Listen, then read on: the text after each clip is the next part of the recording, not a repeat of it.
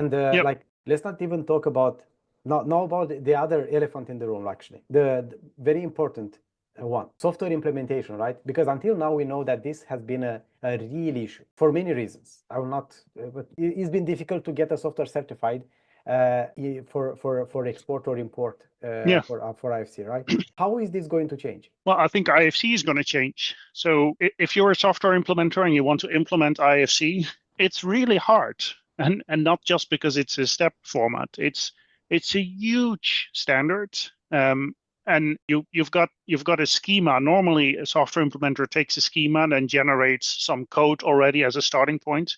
That's almost impossible with the current publication of IFC, and then you still have a schema without all of the p-sets and the properties. Then you have to read through the documentation that in some situations the behavior of object is different, and in some situations you have to link geometry in a different way.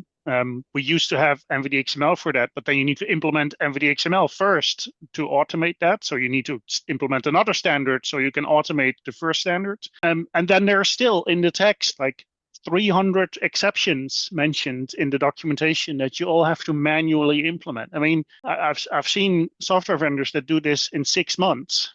That's impressive if you implement a standard in 6 months.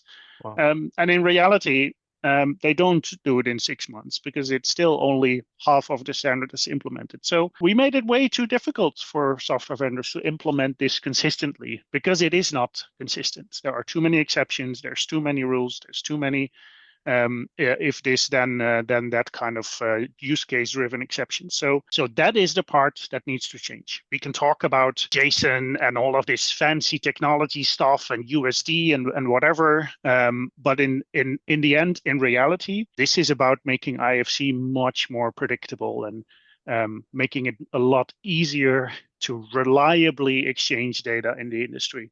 So if you increase the reliability of data exchange, you have to increase the predictability of the standard. And by doing that, you automatically lower the threshold for implementation. So all of these software implementation, all of these timelines, the difficulty are all kind of side effects of really creating a stable standard. I see.